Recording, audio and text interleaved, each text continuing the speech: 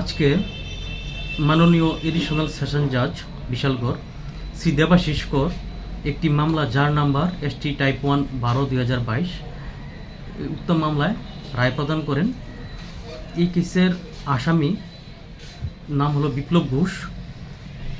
ওর বিরুদ্ধে তো তার প্রতিবেশী উপেন্দ্র দেবনাথ মারা যান এবং এই কেসের উপেন্দ্র দেবনাথের ছেলে সাধন দেবনাথ একটা লিখিত অভিযোগ বিশ্রামগঞ্জ পিএসে দাখিল করেন।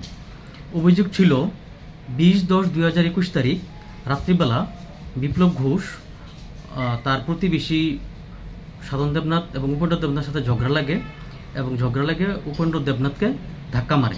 ধাক্কা মারার ফলে উপেন্দ্র দেবনাথ সঙ্গে সঙ্গে ঘটনার মাটিতে পড়ে যায়। পরে পরবর্তী সময়ে হসপিটালে গিয়ে মৃত্যুবরণ করেন।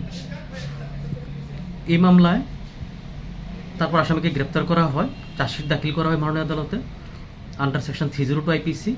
কিন্তু মাননীয় আদালত সাক্ষ্যবাক্য গ্রহণ করার পরে আজকে 304 পার্ট 2 IPC ধারায় আসামিকে 3 বছরের সশ্রম কারাদণ্ডের নির্দেশ দেন, সাথে 10,000 টাকা জরিমানা করেন। অনাদায়ে আরও 1 মাস কারাবাস ভোগ করতে হবে।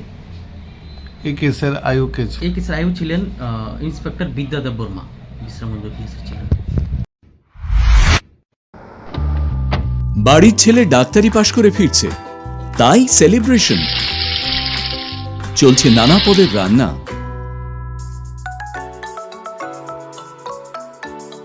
শেফদের পছন্দের সিস্টার মশলা, যা মডার্ন টেকনোলজি এবং স্বাস্থ্যসম্মত। টেস্টিও। ইনি ডক্টর না সিস্টার? সিস্টারের রান্না প্রতি পদে স্বাদের বাহার। মন চাই ফিরে ফিরে খেতে বারবার। সিস্টার নিশ্চিন্তের প্রতীক।